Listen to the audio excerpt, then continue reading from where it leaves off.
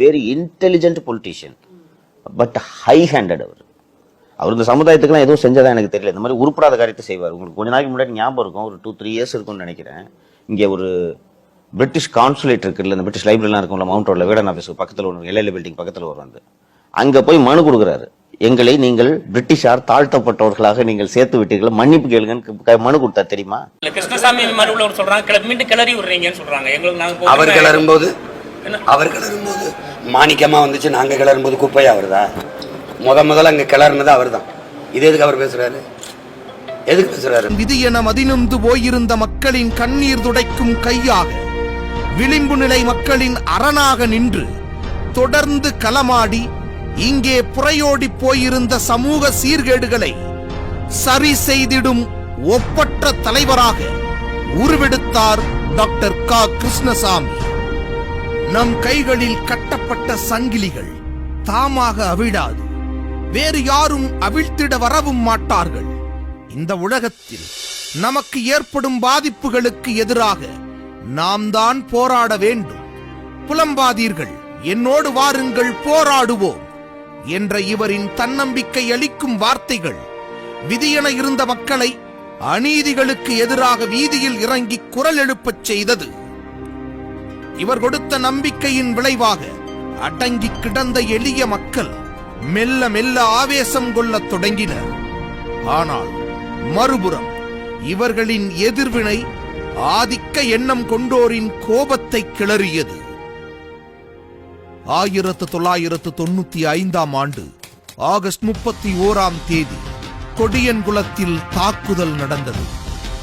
Blood is திக்கர் தென் water, ரத்தம் தண்ணீரை விட கெட்டியானது என்று சொல்வார்களே, அதுபோலத்தான் அன்றைய ஆட்சியாளர்களின் சாதி பாசம் சட்டம் ஒழுங்கை புதைத்தது. அவர்களின் ஆதிக்க வெறி அரசியல் அமைப்பை கொன்றது. குடிக்க கூட தண்ணி இல்லாம ஆக்கிட்டாங்க. சாப்பாடெல்லாம் ஆக்கி வச்சிருந்ததெல்லாம் மண்ணெண்ணெய் எல்லாம் ஊற்றி இந்த குப்பிச்சில எல்லாம் உடைச்சு போட்டு குடிக்கிறதுக்கு பட்டினி தான். சுடுகாடு கூட பள்ளிக்கூடம் உடைச்சா கூட கொஞ்சம் நல்ல பானையா கிடக்கும், அது கூட இல்லாம ஆக்கிட்டாங்க. சாதி வெறி வன்முறை கும்பலை தடுக்க தவறியது மட்டுமல்ல, அந்த கும்பலில் இருந்து வந்தவர்கள்தான் நாங்களும் என்று அதிகார வர்க்கமே கூடி வெறியாட்டம் ஆடியது. 4-5 மாவட்ட ஒட்டுமொத்த காவல்துறையும் கொடியங்குளத்தில் குவிக்கப்பட்டது. அடியாட்களும் நுழைந்தனர். மக்களை காக்க வேண்டிய அரசு மக்களின் சொத்துக்களை சூறையாடியது.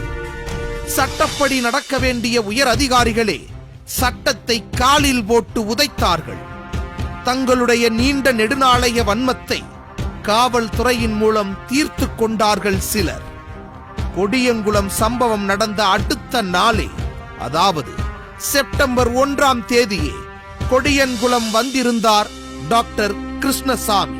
ஒன்னு சொல்லிக்கிறேன், எங்களுக்கு அந்த நேரத்துல அந்த குரல் கொடுக்க கூட எங்களுக்கு வந்தது அந்த டாக்டர் கிருஷ்ணசாமி வந்துதான் எங்களுக்கு அந்த குரலை கூட கொடுத்தாரு. காட்டுக்குள்ள இருக்கிறீங்க அப்படின்னு சொல்லி அப்ப கூட என்ன சொன்னாரு, மக்கள் நீங்க அழாதங்க, கண்ணீர் விடாதங்க, நீங்க வாங்க, ஊருக்குள்ள வாங்க, நான் பாத்துக்கிறேன் உங்களை அப்படின்னு சொல்லி அவர் குரல் கொடுத்தாரு. வந்த உடனே இப்ப நாங்க கையெடுத்து அவரை கும்பிட்டோம். நீங்க இனிமேல் எதுக்கும் பயப்படாதங்க, எங்க பிள்ளைங்க எங்க நான் உனக்கு உதவி துணையா இருக்கிறேன் அப்படின்னு சொல்லி அவர் தான் எங்களுக்கு பாதுகாப்பா கொடுத்தவர். அந்த கொடூரத்தை உலகறியச் செய்து நீதிமன்றம் சென்று நீதியையும் நிலைநாட்டினார். கொடியன்குளம் பிரச்சனையை ஏதோ தூத்துக்குடி மாவட்ட பிரச்சனையாகவோ அல்லது தென் தமிழகத்தின் பிரச்சனையாகவோ மட்டும் சுருக்கி விடாமல், ஒரு கிராமத்தில் ஏற்பட்ட பாதிப்பிற்காக 1000 கிராம மக்களை திரட்டி சென்னையில் பேரணி நடத்தி மாநிலத்தையே ஸ்தம்பிக்க வைத்தார். அத்தோடு நில்லாமல் டெல்லியில் பேரணி நடத்தி இந்தியாவையே திரும்பி பார்க்க வைத்தார். ஒடுக்கப்பட்ட சமூகத்தின் பிரச்சனை இனி 10-11 காணாமல் போகாது என்று அழுந்த பதித்தார். அதனால் கொடியங்குளம் மட்டுமல்ல, தமிழகம் மட்டுமல்ல, இந்தியா முழுமைக்குமான எளிய மக்கள் மீதான சாதிவெறி அதிகார வர்க்க தாக்குதலுக்கு ஒரு எச்சரிக்கையாக டெல்லி கோட்டையை அதிர வைத்தார். தப்பு பண்ணாம தான் அந்த ஊருக்கு வந்துட்டாங்க. எங்களை அழிக்கணும், தரமட்டமா எங்களை ஆக்கணும் அப்படிங்கிறதுக்காக வேண்டி வந்தாங்க. இவங்க தலை தூக்க கூடாது அப்படிங்கிறதுக்காக வேண்டிதான் அவங்க வந்தாங்க. ஆனா திரும்பவும் ஆனா மக்கள் நல்லா தான் தலை தூக்கி நிக்குது. ஆனா அவங்க தாக்குனாங்கிறதுக்காக வேண்டி மக்கள் தலை தூக்காம இல்ல, மக்கள் தலை தூக்கி தான் நிக்குது. சாதி வெறியர்களுக்கு அதிகாரம் தானே துணை போகிறது.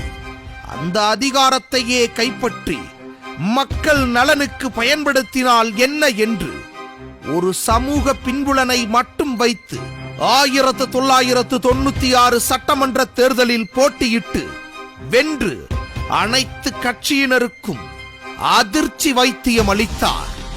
சட்டமன்ற உறுப்பினரானதும் சாட்டையை சுழற்றத் தொடங்கினார் டாக்டர். இவர் கிராமங்களுக்கு சுற்றுப்பயணம் செய்கிற போது அங்கு படித்துவிட்டு வேலையின்றி இருக்கும் இளைஞர்களைக் கண்டு ஏன் இடஒதுக்கீடுகள் இருந்தும் இத்தனை பட்டதாரி இளைஞர்கள் பணியின்றி இருக்கிறார்கள் என்பதை ஆராய குழு அமைக்க 1996 சட்டமன்றத்தில் கோரிக்கை வைத்து அது குறித்து வெள்ளை அறிக்கையையும் போராடி பெற்றார். அந்த அறிக்கையில் பட்டியல் இனத்தில் நிரப்பப்படாமல் இருக்கும் 3 லட்சம் பின்னடைவு காலி பணியிடங்களை அறிந்து அதிர்ந்து போனார். அதை விரைந்து நிரப்பிட சுமார் 15 ஆண்டு காலம் தொடர்ந்து போராடி வரலாற்றில் முதல் முறையாக சீருடை பணியாளர் தேர்வாணைய தலைவர், 2 கல்லூரி துணைவேந்தர் பதவி, டிஆர்பி, டிஎன்பிஎஸ்சி, டிஎன்இபி தலைவர் பதவிகளை பெற்றுத் தந்ததோடு பல்லாயிரக்கணக்கான ஆசிரியர் பணியிடங்கள், அரசு பணியாளர்களை நியமிப்பதில் இருந்த குளறுபடிகளையும் சரி செய்தார். அது மட்டுமல்ல, அனைத்து மாவட்ட ஆசிரியர் கல்வி மற்றும் பயிற்சி நிறுவனங்களில் பட்டியல் இனத்தவருக்கு 18% இருந்த இடஒதுக்கீட்டை 50% உயர்த்தி பெற்றுத் தந்தார். அரசு மற்றும் அரசு உதவி பெறும் கல்லூரிகளிலும் கூட பட்டியலின மாணவர்கள் மட்டுமின்றி கிறிஸ்துவத்திற்கு மாறிய பட்டியலின மாணவர்களும் இலவசமாக படிப்பதும் உதவித்தொகை பெறுவதும் இவருடைய போராட்டங்களின் பலனால் கிடைத்ததுதான். இவரின் இடஒதுக்கீட்டு போராட்டங்களால் பட்டியலின மாணவர்கள் மட்டுமின்றி பிசி, எம்பிசி மக்களும் பயனடைந்தனர். ஆனால் இதையெல்லாம் செய்திருக்க வேண்டிய சமூக நீதி காவலர்களோ இவர் கேட்ட வெள்ளை அறிக்கையை வெள்ளரிக்காய் என்று சட்டமன்றத்தில் கேலி பேசியதோடு பட்டியலினத்திற்கான 18% இடஒதுக்கீட்டில் வெறும் 6% நிரப்பப்பட்டிருக்கும் உண்மையை உலகறிய செய்து விட்டாரே.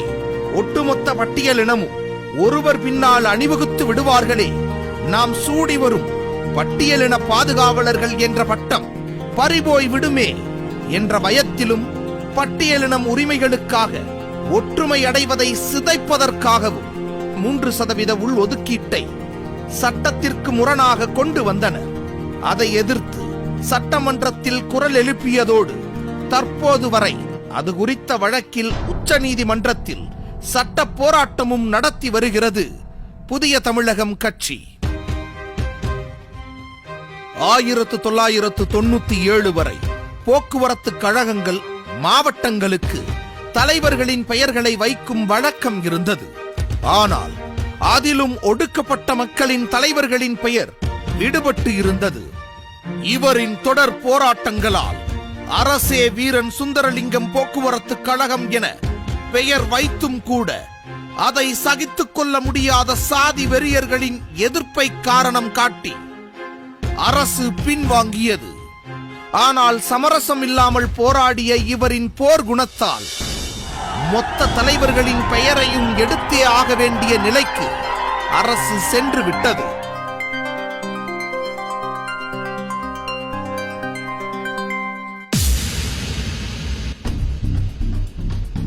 ஆயிரத்து 1997 ஜூன் 30 மேலவளவு முருகேசன் படுகொலை செய்யப்பட்டார்.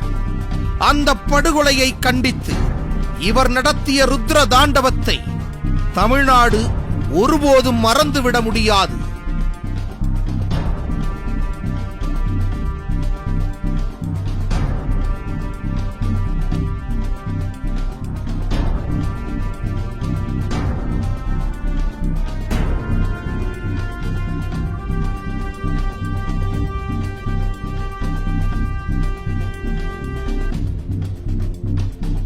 உழுபவருக்கே நிலம் சொந்தம் என்ற உலக நியாயத்தை முழங்கிய போது நிலச்சுவார்ந்தார்களும் மடங்களும் அதிர்ந்தன. ஓட்டுக்காக காசு கூட்டணி என்று தேர்தலை சந்தித்த கட்சிகள் மத்தியில் உழுபவனுக்கே நிலம் சொந்தம் என்ற முழக்கத்தோடே தனித்து 98-99 நாடாளுமன்ற தேர்தலை சந்தித்து லட்சக்கணக்கான மக்களின் ஆதரவை வென்றபோது ஜெயித்தவர்களும் தூக்கம் தொலைத்தனர். அதுவரை மறைக்கப்பட்டிருந்த வானளவு புகழ் கொண்ட தியாகி இம்மானுவேல் சேகரன் அவர்களுடைய வரலாற்றை உலகறியச் செய்திட 1998 ஆண்டு செப்டம்பர் 11-12 தேதிகளில் புதிய தமிழகம் கட்சியின் முதல் மாநில மாநாட்டை அவர் குருதி சிந்திய ராமநாதபுரம் மாவட்டத்தில் நடத்தி காட்டினார்.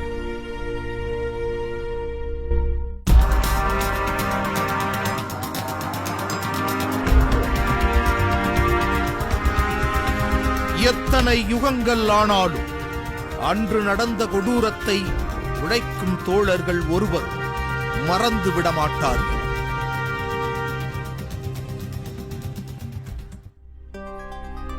தேயிலை தோட்டங்கள் என்றாலே பறந்து விரிந்த பச்சை பசேல் என்ற அழகிய சோலைகள்தான் அனைவருக்கும் நினைவிற்கு வரும். ஆனால் அதன் பின் ஒரு பெருந்திரள் உழைக்கும் மக்களின் 200 ஆண்டு கால இரத்த சரித்திரம் இருக்கிறது.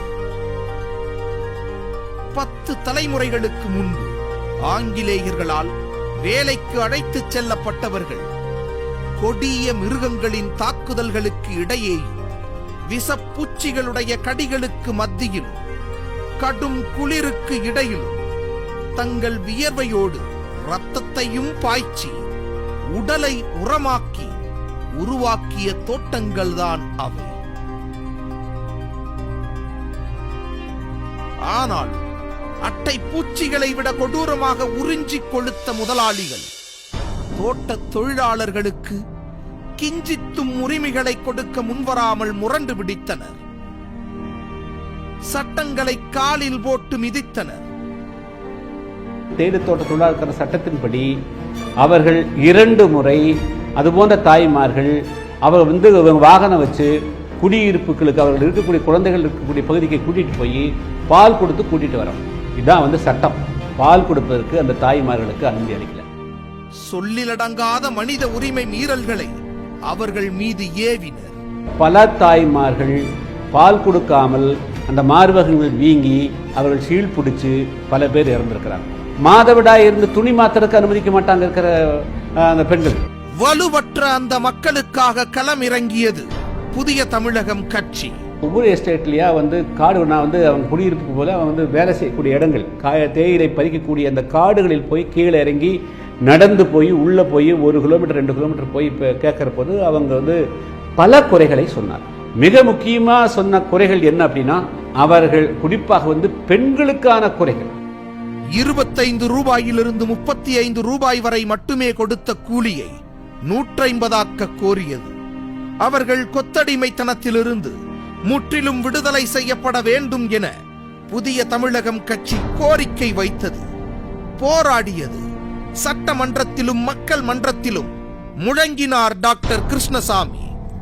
உச்சமாக 1999 ஆண்டு ஜூலை மாதம் 23ஆம் தேதி 8 மணி நேர வேலைக்காக போராடி சிறையில் அடைக்கப்பட்ட 10 கைக்குழந்தைகள் 200 தாய்மார்கள் உட்பட 600 பேரை நிபந்தனையின்றி விடுதலை செய்ய வேண்டும் என நெல்லை ஜங்ஷனில் இருந்து மாவட்ட ஆட்சியர் அலுவலகம் நோக்கி 50,000க்கும் மேற்பட்ட புதிய தமிழகம் கட்சி தொண்டர்கள், தொழிலாளர்கள் மற்றும் பல்வேறு கட்சி சட்டமன்ற உறுப்பினர்கள், ஜனநாயக சக்திகள் பேரணியாக சென்றனர்.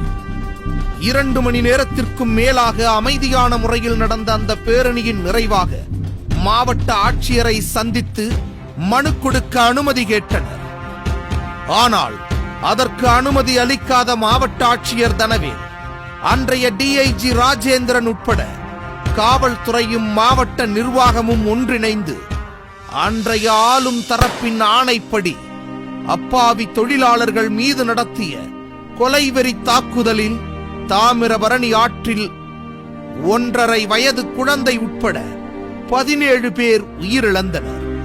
தொழிலாளர் உரிமையை கேட்கிறார், மக்களை திரட்டுகிறார், ஜனநாயக சக்திகளை ஒருங்கிணைக்கிறார் என்ற ஆத்திரம்தான் அன்றைய ஆட்சியாளர்களை இவர் மீது தாக்குதல் நடத்த தூண்டியது என்பதும், அந்த தாக்குதலில் குறிவைக்கப்பட்டதே இவரை வீழ்த்தத்தான் என்பதும் காலம் கடந்தாலும் அந்த சம்பவத்தின் நிழலாய் நிலைத்து போன நிஜம்.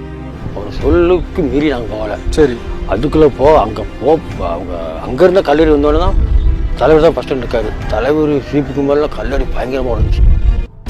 தேயிலை தோட்ட தொழிலாளர்களுக்காக இவர் நடத்திய தொடர் போராட்டங்கள் தான் மாஞ்சோலை, வால்பாறை, நீலகிரி மட்டுமின்றி இந்தியாவெங்கும் உள்ள தேயிலை தோட்ட தொழிலாளர்களின் சுதந்திரத்தையும் அடிப்படை உரிமைகளையும் உறுதி செய்தது. எது எப்படியானாலும் இன்றில்லை என்றாலும் என்றேனும் ஒரு நாள் நிச்சயமாக இதற்கான எதிர்வினையை அவர்கள் சந்தித்தே தீர வேண்டும். தமிழ் திரைப்படங்கள் சாதி, மதம், பாலியல் வன்முறை காட்சிகள் அதிகரித்து வருகிறது என்று அதனை கண்டித்து புதிய தமிழகம் கட்சி சார்பில் இவர் நடத்திய போராட்டங்கள் ஏராளம் ஏராளம். களத்தில் மட்டுமல்ல, காட்சிகளில் கூட சமூக பிணக்குகளை ஊக்குவிக்கும் எதையும் அனுமதிக்க கூடாது என்ற இவரின் தலையீட்டால் பெயர் மாறிய, கரு மாறிய திரைப்படங்கள் பல உண்டு. தமிழ் திரைத்துறையில் எஜமான் திரைப்படத்தில் வரும் எஜமான் காலடி மண்ணெடுத்து நெத்தியில பொட்டு வைப்போம் என்ற வரிகள் சமுதாயத்திற்கு என்ன சொல்ல வருகிறது என்றும், விருமாண்டி திரைப்பட விளம்பரத்தில் அரிவாளில் ரத்தம் சொட்ட சொட்ட ஒரு படம் இருக்கிறது, அதில் உள்ள அந்த ரத்தம் யாருடையது, அந்த அரிவாள் யாருடையது என்றும் இவர் எழுப்பிய கேள்விகளை எவரும் அவ்வளவு எளிதில் கடந்து செல்ல முடியவில்லை. ஏற்கனவே தென் தமிழகத்தில் உள்ள 2 சமூகத்தின் மத்தியில் விரும்பியோ விரும்பாமலோ நிலவி வந்த பதற்றத்தை மேலும் வலுப்படுத்துவது போல ஒரு குறிப்பிட்ட சமூகத்தை சண்டியர்களாகவும் கொம்பன்களாகவும் கொம்பு சீவ நடந்த முயற்சிகளை முறியடித்தார் டாக்டர். 2003ஆம் ஆண்டு திரையுலகமே திரும்பிப்பார் என்று திரைத்துறையினர்களை வைத்தே சென்னையில் கருத்தரங்கம் ஒன்றையும் நடத்தினார். இதையெல்லாம் விமர்சித்து பலர் திரைப்படம் தானே, இதற்கெல்லாமா போராடுவீர்கள் என்று கேலி செய்தனர். ஆனால் தென் மாவட்டங்களில் சாதி வெறியால் சிந்திய கலவர ரத்தம் காயும் முன்பே போற்றி பாடடி பெண்ணே என்று தாளம் போட்டு தாண்டவம் ஆடியதும் எளிய மக்களின் குடிசைகள் மட்டுமல்ல, அவர்களின் மனமும் சூறையாடப்பட்டதும் அந்த அரிய வகை சமூக ஆர்வலர்களுக்கு தெரிய வாய்ப்பில்லை. இன்று ஓரளவாவது சினிமாவில் அச்சத்தோடு அறம் பேணப்படுகிறது என்றால் அதற்கு சினிமா துறையை நோக்கி இவர் சுழற்றிய சாட்டையே காரணம். இவரின் வருகைக்கு முன்பு தமிழகத்தில் சுமார் 1 லட்சம் கிராமங்களில் 50,000 கிராமங்களுக்கு மேல் தேநீர் கடைகளில் இரட்டை குவளை முறை இருந்தது. அது சாதிய ஏற்றத்தாழ்வுகளை சம்பிரதாயமாக கொண்டிருந்தது. அதை எதிர்த்து கிராமம் கிராமமாக சென்று பாகுபாடு பார்க்கும் தேநீர் கடைகளை திறக்க முடியாத சூழலுக்கு தள்ளினார். அதன் விளைவாகவே அந்த வழக்கம் வெகுவாக குறைந்தது. தேநீர் கடைகளில் சமத்துவம் மலர்ந்தது.